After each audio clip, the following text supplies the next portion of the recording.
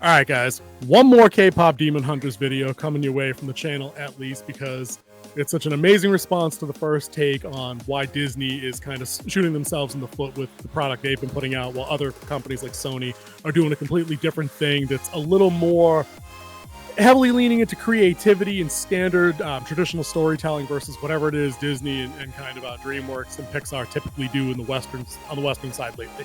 So, in the same vein as that short essay video that I did, I wanted to bring in one more person who doesn't typically fit the demographic of what K-pop Demon Hunters is aimed at.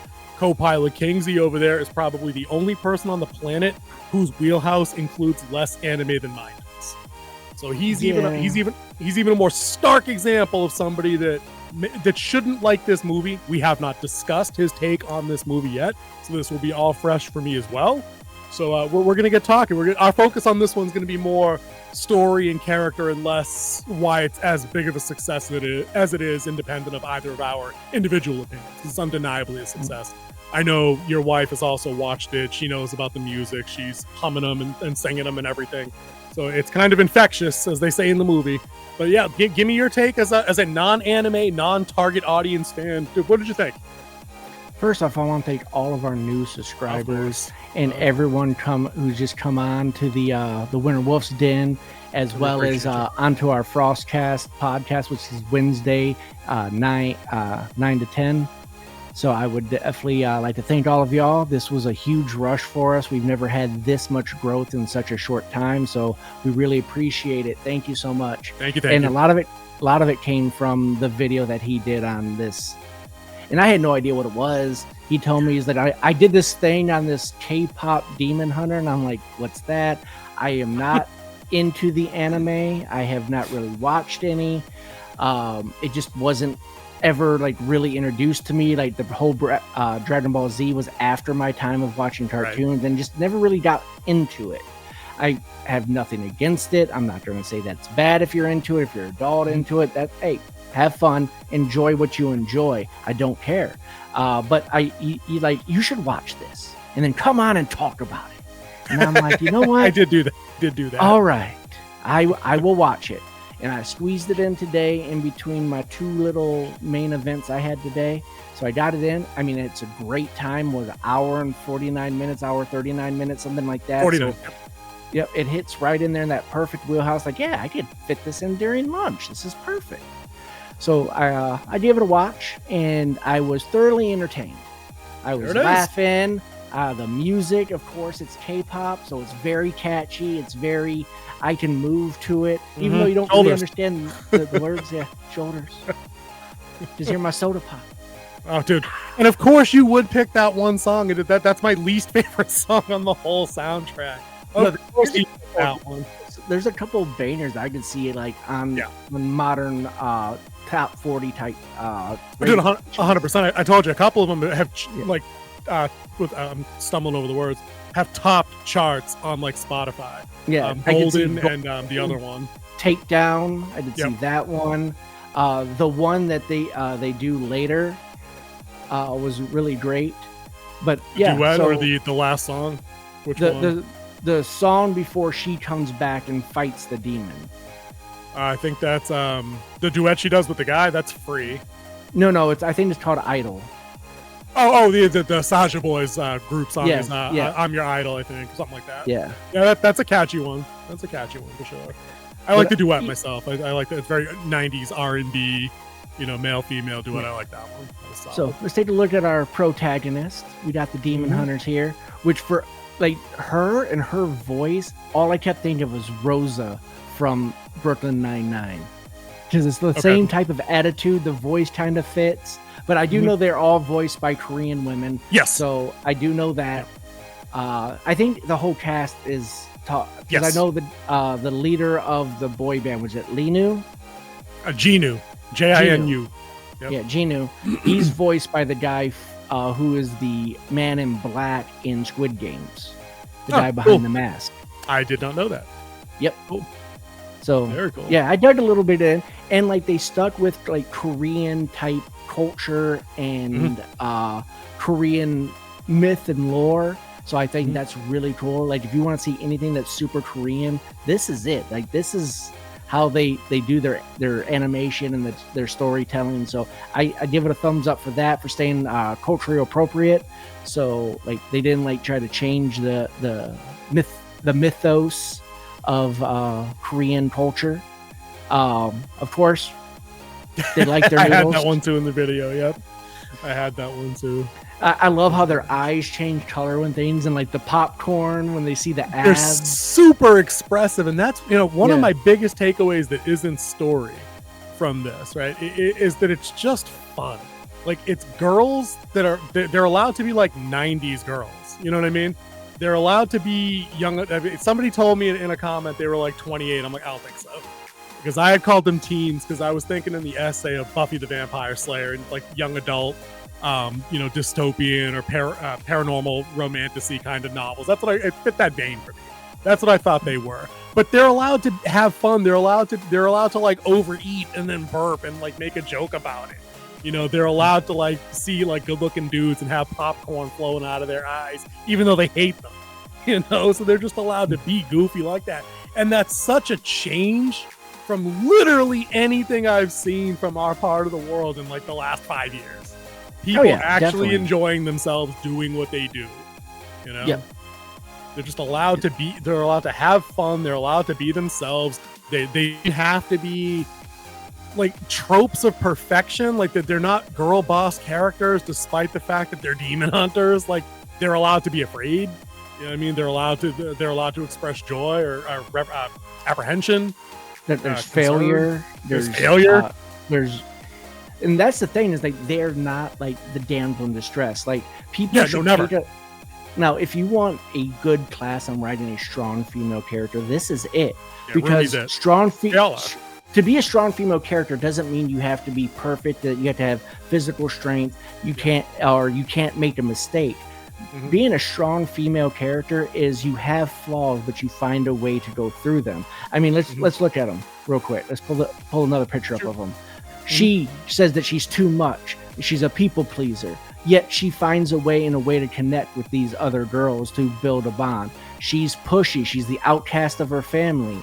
But now this is how. And then you have this one who's hiding a big secret. She has the pattern of the demon because her father was a demon. And now she's trying to fix everything. She's putting everything on her shoulders to get it done. And you see that from the very beginning of like, they're supposed to go on hiatus. And then she goes right into releasing the next song. It's like they got like 10 minutes of couch time. They had just sat down on the couch, literally just sat down. And then they got some really good visual comedy in this where Zoe and Mira are on the couch relaxing, and you just see Rumi's head come up from behind the couch, and then she's obviously in her costume and not like a robe, like she's not ready for chill time or couch time. So there's a lot of good visual bits like that. Like you had the one up where the girls are eating the noodles. Like when they're pigging out on the plane at the very beginning of the movie, they go through a lot of exaggerated animations within the face, where one of them ends up getting fangs while she's shoveling food into her face and things like that. So it was kind of funny.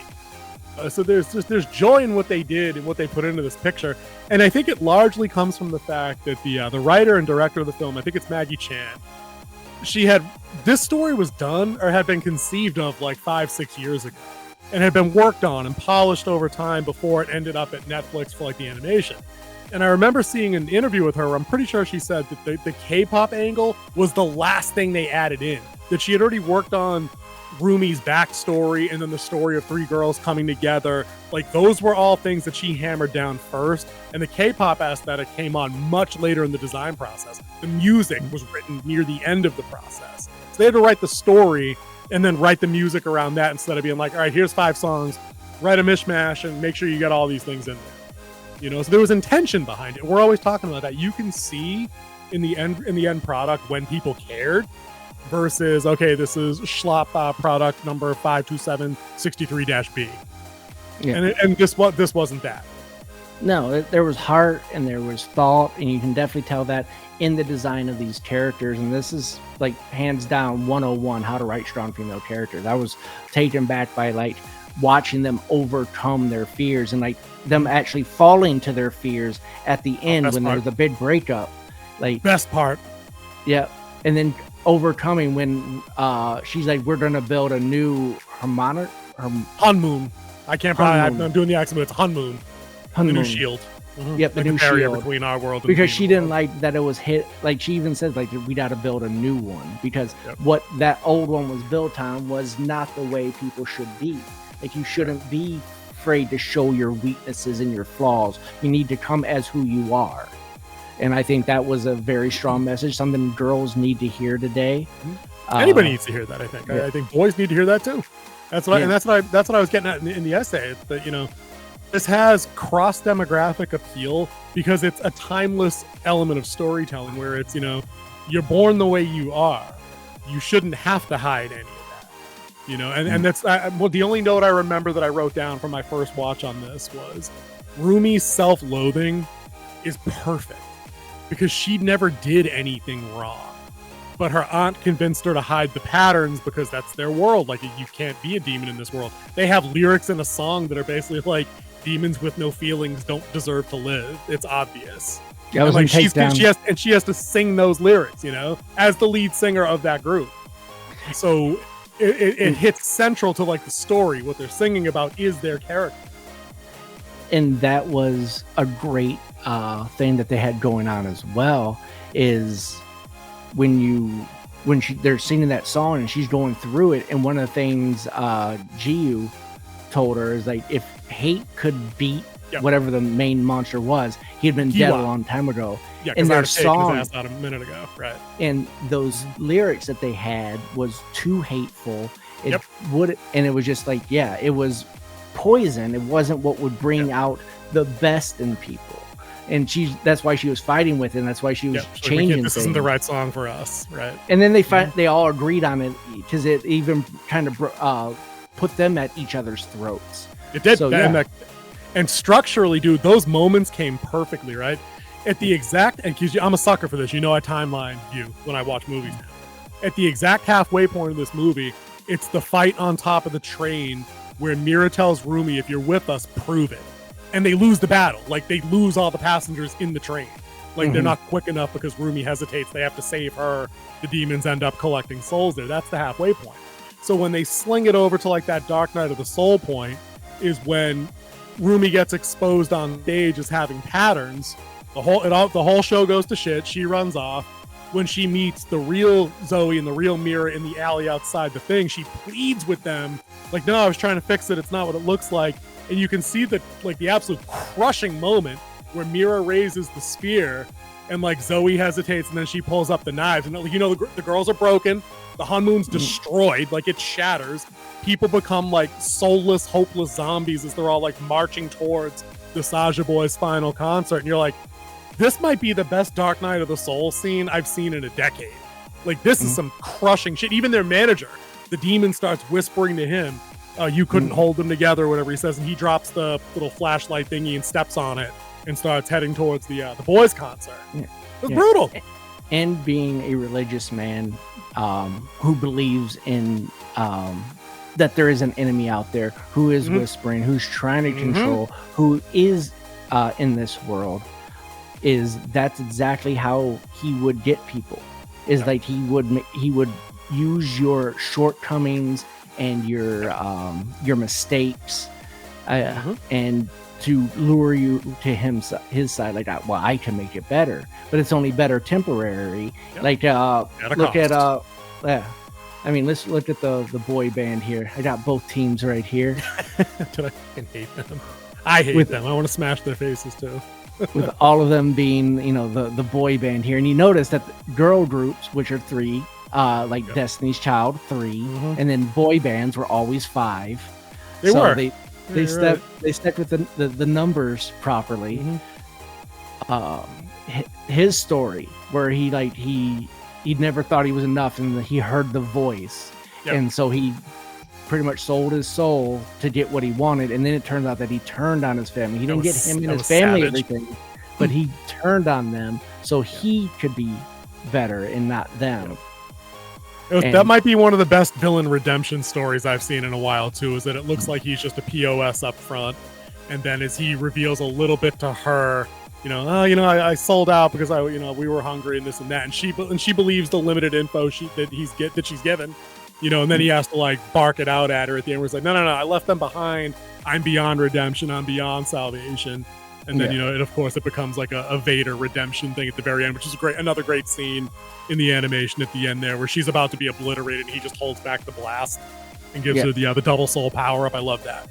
That was a great and if you don't like animation what they look like here, here's their true vision. Creepy. Dude, creepy AF. Right? The eyes in particular. It's like a cat's eye, but it's like usually you get the cat's eye with like the gold and like a white or a silver. Like here they got like yellow and red. Right? Banging design on that, I thought. It was really good.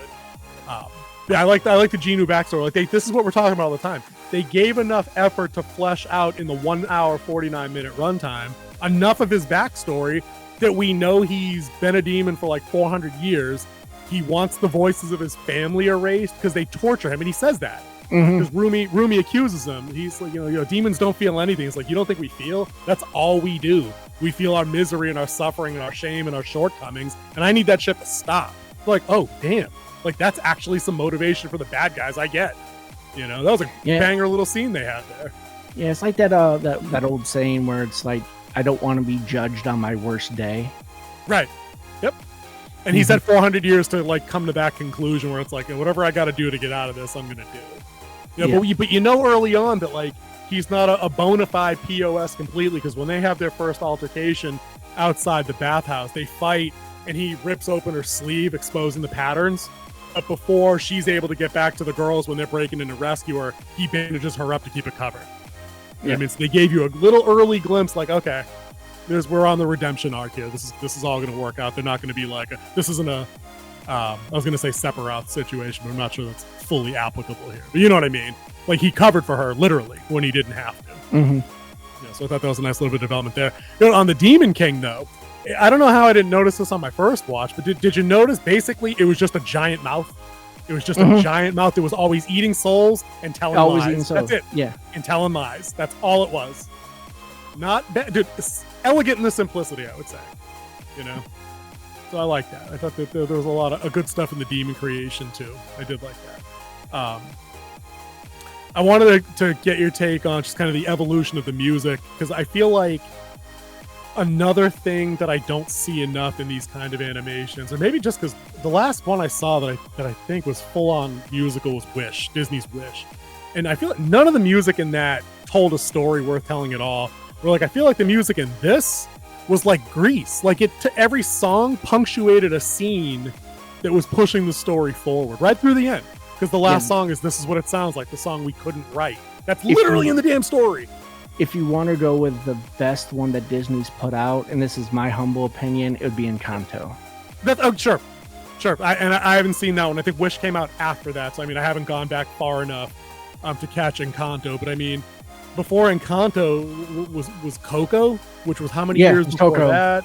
It was like, and then how many years before that was Frozen and Frozen 2. I don't know where Frozen 2 comes up, but that wasn't as big as Frozen 1 by a stretch. So I mean, there is a song in Frozen 2 that I do like more than most of the songs in Frozen 1. Into the Unknown is the only one I remember on that soundtrack. Lost in the Woods. Oh, Lost in the Woods, because that's Kristoff's song. I get that. Yeah. And it got a dopey vibe to it a little bit. It had that 80s power ballad feel to it. Yes, it did. It was a little dopey, but they sell it. It was good. And you know who's the band that performed it? No. I know it's Kristoff's character that sings it, but like when they put out the soundtrack, Weezer. Oh, of course, that's why you like it. Because of course we came up on them. That tracks 100%. But the music in KPTH, because I'm cool now. I'm initiated. I can call it that now. It literally punctuates the story. Like at the beginning, they get the aggressive. This is how it's done, and it moves through their various songs into Saja Boy's Soda Pop song. Then we get the takedown. We get Golden. Golden's another banger. That's one of the ones that topped Spotify. Dude, you could just tap your foot to that, and that girl's voice is weaponized hope and harmony. When she hits that, I didn't know notes were like that. Like, that's some Mariah Carey level of note. Like shattering glass if she wants to. Banger song. And then right into the end, like she has her dark night of the soul isn't punctuated by a song. It's like she has her breakdown with her aunt, and it looks like it's all over because she's all demon-eyed and shit, and being like, oh, if this is what the Hun is, I hope it's gone. And then of course she goes and breaks them down. So and then she has their final song, and like her voice when she comes there and like challenges you. I was Yeah, Yep. I was like, Distorted. I'm the whole thing. I'm just thinking of Doctor Strange, Mambu. I am here to deal. Yeah, I'm here. I'm here to bargain. Yep. I'm here to bargain. That's it. Like, Just it was just that type of powerful voice. Like it was different for her because of course the pattern is like all over her now. She's and glowing, and borderline glowing. She has right? she has one one eye that's red and one eye that's human. Yeah. Or yellow. It's yellow. Yeah, it was yellow eye. But yeah, but she's.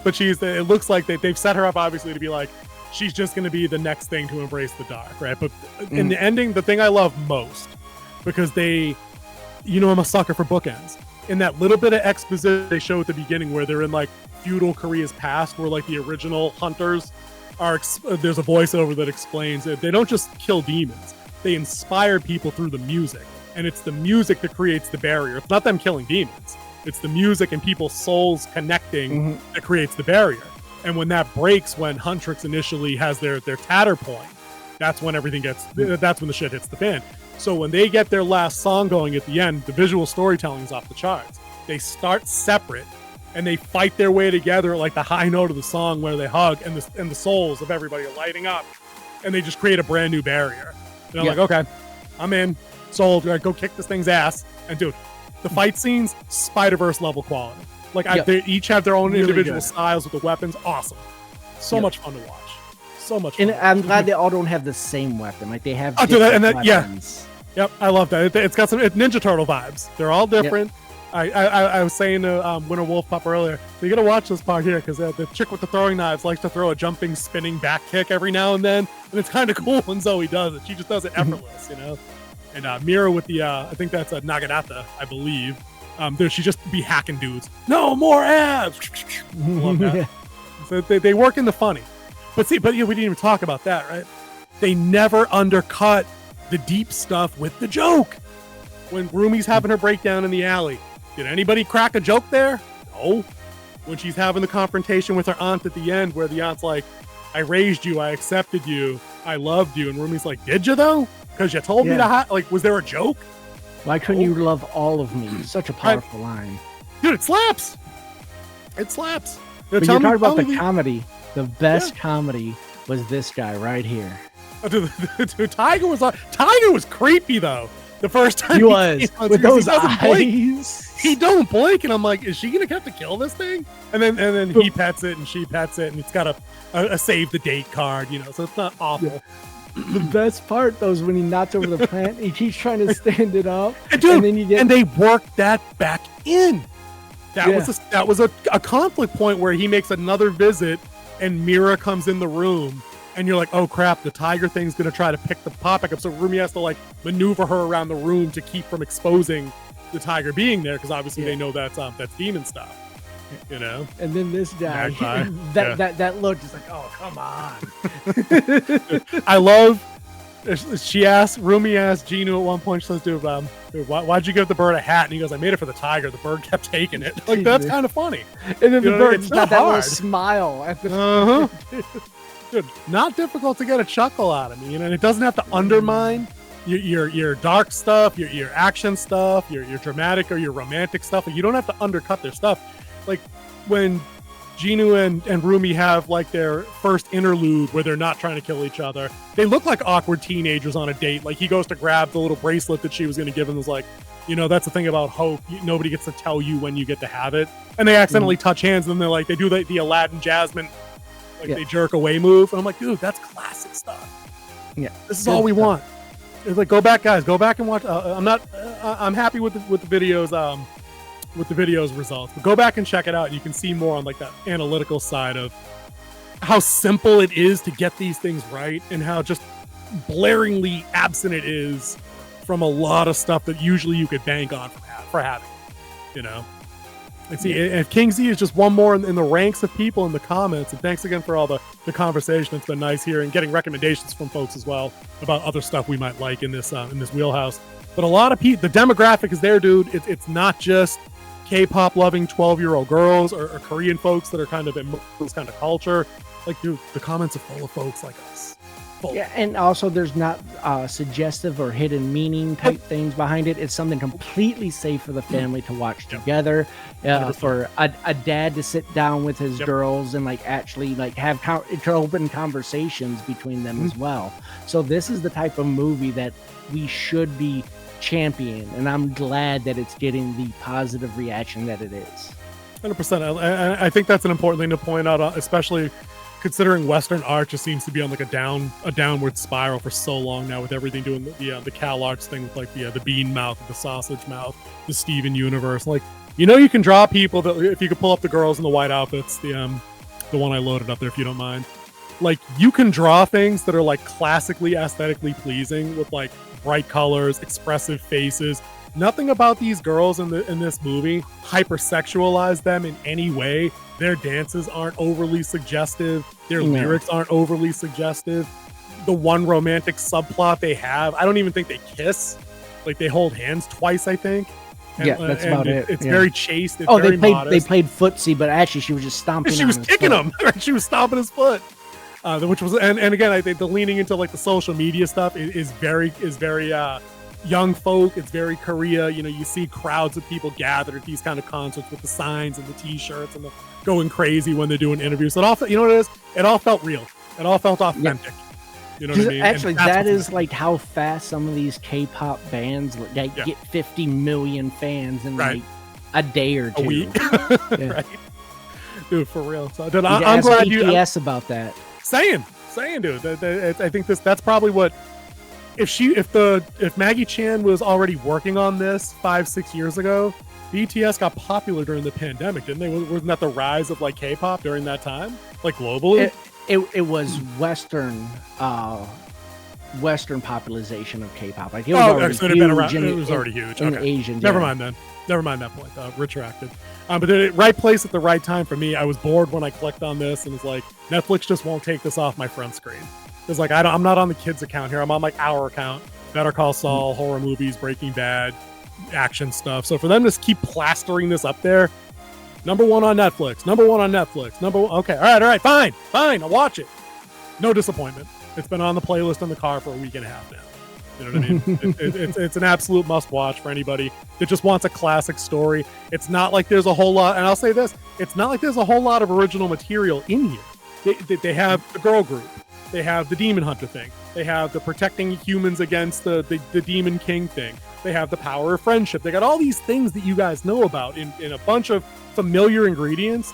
But the rocket fuel here is the music is effective, but also you get the impression that these are decent fucking people. Even when the girls are at odds, they're never nasty to each other, ever. They do right by their fans. They understand duty and sacrifice and loyalty. Even at their worst, like it took Mira and Zoe a minute to raise weapons on Rumi in the alley. Because you remember, these girls have been trained all their lives that the patterns are bad, demons are bad. And it broke them to do that. And you know this because when Rumi ran away, they lowered their weapons and shrugged, and Zoe looked like she was going to cry. Yeah. You know, it hurt them. It cost them something. So they feel real. They feel like real people. They don't feel two-dimensional like, I don't even want to mention the other crap. But I made a good Ironheart comparison in my video. Please go look at that. I'm proud of that. It's near the end, and people dropped out of the video like 4 minutes in, so you guys didn't hear the one good point I made. But I appreciate you anyway. Yeah, I'm not no scores, dude. This is great. I tell you to have anybody at your church group watch this. Anybody you come across that has kids, have them give it a watch. It's a great way to kill a couple hours with your kids. It's perfect, family friendly. Perfect. Yeah. Cool. So go give it a watch. And also, if you haven't and you've stuck around this long, go ahead, hit that subscribe button, hit that notification button, join the Wolf Pack as we get ready to ramp up for our next phase. As we're growing, so will our I want to say participation, but that's not what the word I'm looking for. Engagement, as well as what we're putting out there as well. Like our output will grow as we grow. So thank you for coming along. Thank you for watching this video. And I think it's time to hit our music.